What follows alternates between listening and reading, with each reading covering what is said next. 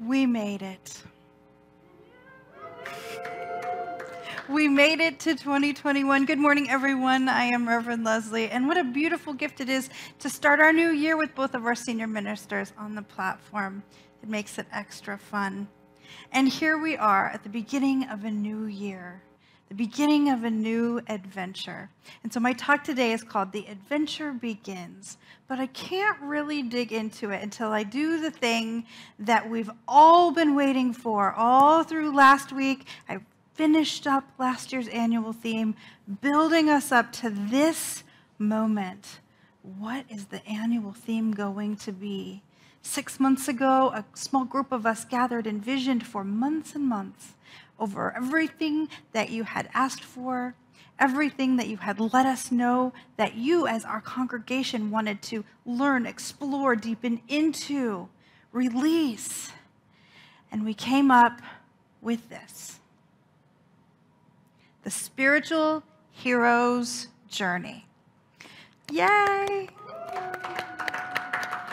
And we're super excited about it because we're going to take a look through the lens of the entire year and science of mind on the spiritual hero's journey. Now, you may know about the hero's journey, the theory of the hero's journey, which comes from Joseph Campbell, who was a literature professor who studied comparative religion and comparative mythology. And he analyzed thousands and thousands of stories and myths from multiple cultures over thousands of years, and he created this framework of what the typical hero's journey looks like, and it looks like this. I particularly love this version of it with the little tentacles coming up from the bottom. We have our hero starts at the beginning, and they're in the normal world, the regular world, and then something happens, and they're called upon some great adventure. And all of these things must happen in order for them to meet their adventure. And there's a pattern to it. You may think you don't know the pattern, but you do know the pattern, because virtually every story, every movie, every book you've read that is an adventure follows this theme. If you recognize any of these faces, you know this pattern. You know this pattern. Every hero begins their journey in the normal world. Harry is in Privet Drive, number 4 Privet Drive, probably in the cupboard under the stairs. Neo is still at work. He doesn't know he's in the Matrix. Indiana Jones is at the university. He's teaching a class to students. Frodo just wants to have another breakfast or another lunch.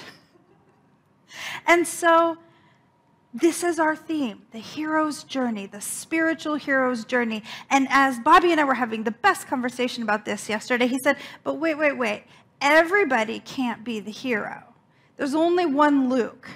Leia can't be, and you could see the wheels turning in his head even as he said it. And he's like, wait. Luke is the hero of his story, but there's a whole nother story if we followed it from Leia's perspective. And Leia is the hero of that story, and Chewbacca has a story. And the story looks very different from Chewbacca's perspective. And if you've ever watched that really awful Christmas special from the 70s that takes place on Chewbacca's home planet and only in Chewbacca's language, you know what we're talking about here. Make a note to yourself to look it up on YouTube and stay with me here in the story. So our theme this year says that you are the hero in your spiritual hero's journey. You are the hero, which means everything that is happening and unfolding in your life is part of this grand adventure.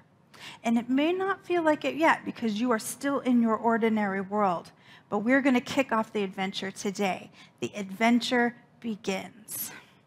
You may be thinking, I don't want to go putting rings in volcanoes, and I'm pretty sure I'm not invited to Hogwarts yet. But even in our seemingly normal lives, the spiritual journey for us is usually more internal. It's more of a passionate call, a journey from who we are now to who we can become. And our founder, Ernest Holmes, had a way of talking about it that I particularly liked. He said, this journey of the soul is a journey from innocence to enlightenment.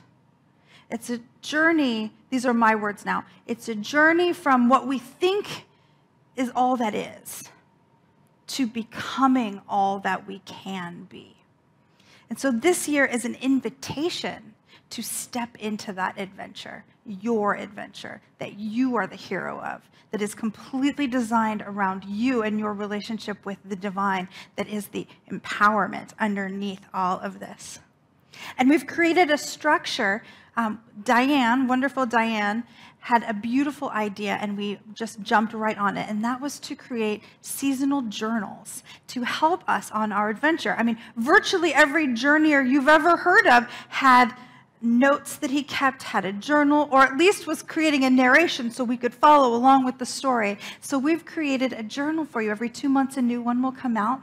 A link is coming up on YouTube for you right now in the chat that you can download, and it will also be listed in the newsletters. You can download them and print them out. There are places to keep notes on your talks or where you are in your adventure, as well as little hints and tricks of spiritual practices that can help you along your way, inspiring quotes, whatever it is that you need for your journey to be the most successful. So the adventure begins. The adventure begins right now in this moment. And you are here. You are here. That very beginning step, the call to adventure. And you will notice that we have our hero here is in the normal world, and then there's a line, and beneath is the unknown or the extraordinary. And that line, it says crossing threshold. That's a liminal place where you have to decide you're going to cross that path. But right now, you're in your ordinary world. This is the world of your life as it has always been, as it is right now. You were Neo in the office. You were Harry Potter under the stairs. You were Luke on the moisture farm, hanging out. And you think you know the way the world works because everything you've ever seen up until now has given you the evidence that this is what is for you. This is what is. Last week, we talked about to get ready for the new. We were inviting you to be willing to re-examine your definitions of good, of happy, of successful, to re-examine your personal rules for the way your life works.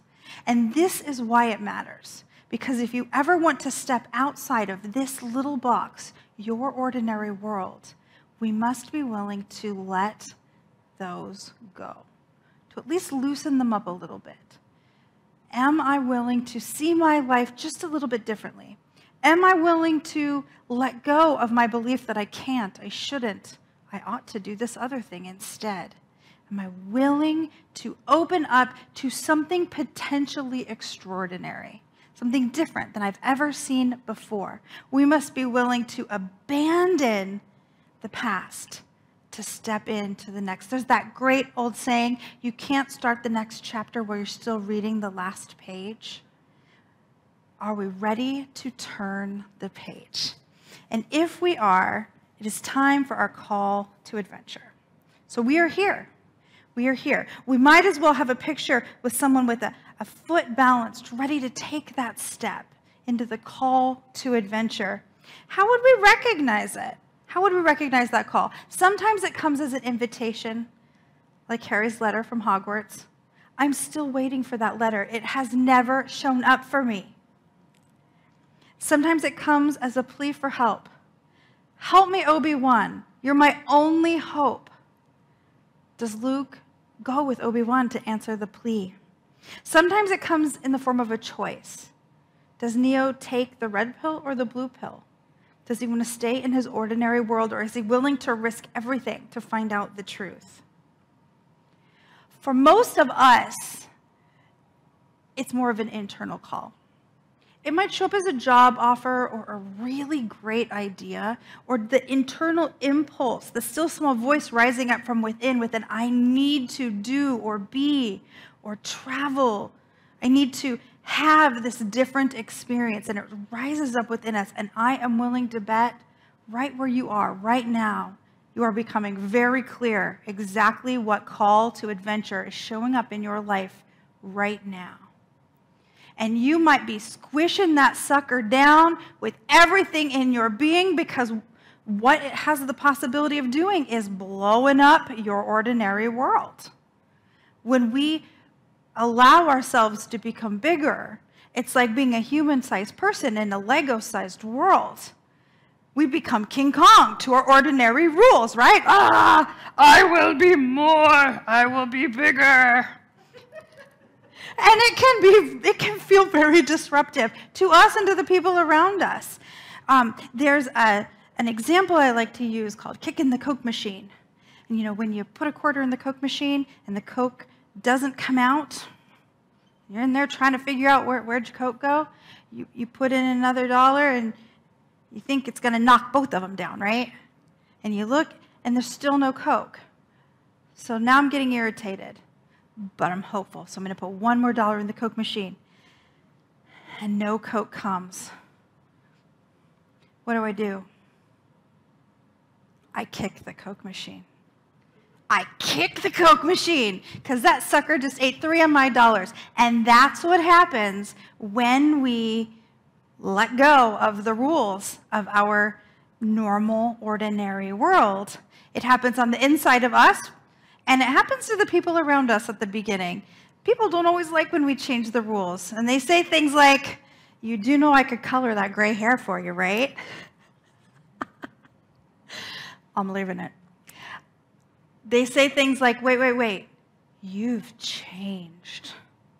Well, yeah, that's kind of the point, y'all. We're trying to evolve.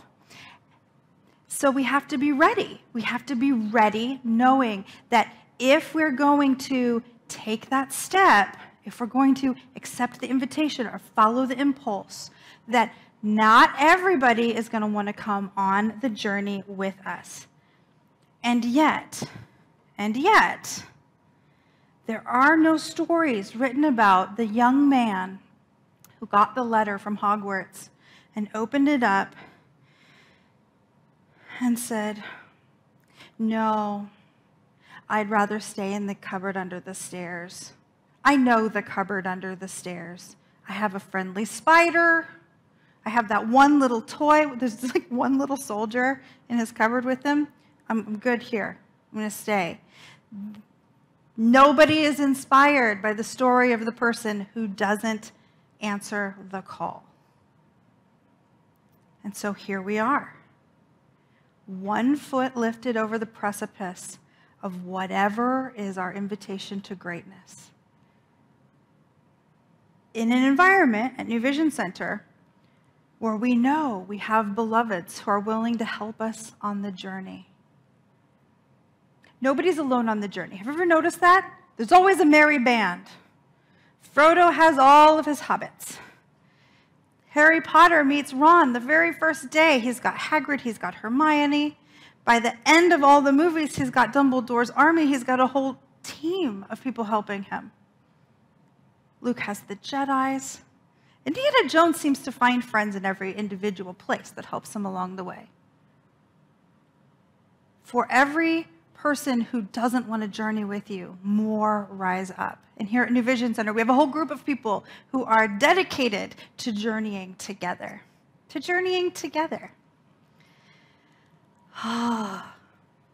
But first, there's this interesting little lag moment between the call to adventure and the step out into the world. And it's the preparation period. We all must prepare. The hobbits had to have 5 or 6 more meals, because that's what hobbits do.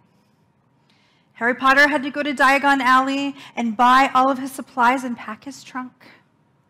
Luke had to train to be that Jedi.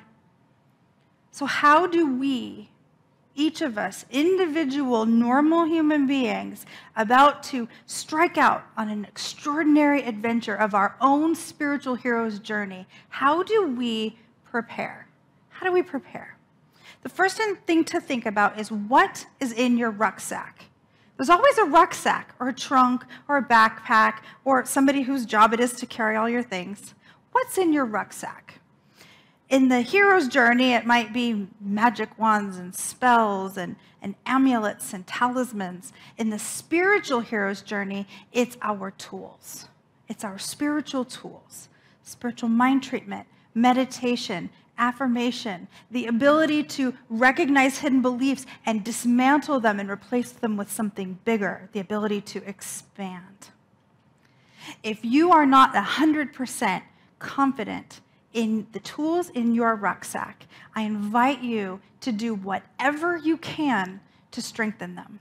Come to Foundations class with us or any other of our wonderful classes that are coming up. We have a Chopra meditation class coming. We have Reverend Karen's visioning workshop to help you set the tone for your year. There's all kinds of ways that you can get involved in strengthening your tools so that that rucksack is overflowing with fantastic things to help you along your way. You will need them. Our stories have taught you this. There's never something in the rucksack that is not needed. So stock it up and stock it well. The second thing you need to think about is who is on your journey with you? Who is in your merry band? Who are you inviting in by sharing these thoughts? Are you in a circle here at New Vision Center? Do you have a prayer partner? Do you have a group of friends or mastermind group to share your ideas? A group of people whose job it is to know you to the depths of your soul and cheer you on every step of the way, knowing that you have what it takes to complete this journey. Who are you taking on your journey with you? This is not something to take lightly. You do not want the person in your merry band going, this is a stupid journey. I'd rather be watching football. I mean, football's awesome. Basketball now. All the sports are wonderful. And you want to make sure that everyone that you're really confiding in deeply about this adventure, especially at the beginning, is a yes for you and everything that you are striving to be and to become. It matters. It really matters. Part of why being in spiritual community is so important. So we are here for you. Find a group, men's group, a team, a club, a prayer partner. We want to support you. And then finally, you have to think about what must you leave behind? What can't come with you on the journey? What doubts do you have to chuck out of your brain and heart to be able to take this journey? You know, journeys are perilous and exhausting. You can't drag everything along with you. What heavinesses are you ready to just set down? We don't have to take every boulder we've ever picked up along with us for our entire life. Some people might be left behind. Some ideas might be left behind. Some habits, some patterns, some tendencies. They are not who you are. They're just what you've done. And we can change that. We can choose that. That's one of the things we must consider. What will I leave behind on this journey? And how will that benefit me as I go along my way? On the spiritual hero's journey, it is our job to rise to the occasion of being the hero, to sacrifice the idea that we are bit players in somebody else's important story. Forget that. Forget that. It's wonderful to be someone else's support player, and we are, but that is not the story that interests us. What I want you focused on is your heroic journey. It's powerful, and it's real, and it's necessary for life to unfold at its highest and best. And my evidence is you know what I'm talking about right now, and that's all the proof we need. So our call to action this week is to get prepared. Start lining up those tools, get wherever you need to be to strengthen them, build your merry band of co-journeyers, and dump anything out of that rucksack that's going to slow you down, because we are going on an adventure. And so it is. And so let's take that into prayer. So grateful I am to know that there is one power, one presence that is the still small voice that rises up in and as each of us as that invitation to something greater. To know that that which calls us forward is nothing less than God itself, sweet spirit, infinite mind, the connecting force of all life. And that even as it beckons us into this great adventure, into this extraordinary experience, the entire universe is conspiring to make it all work out for the very highest and best of each of us and all of life. And so I simply know that each of us are blessed as we begin our adventure, that our step out into the unknown is not off a cliff, but is carried by wings of angels, that everything we need is provided, and that all is perfect and well right here, right now. We know this truth as we say together, and so it is.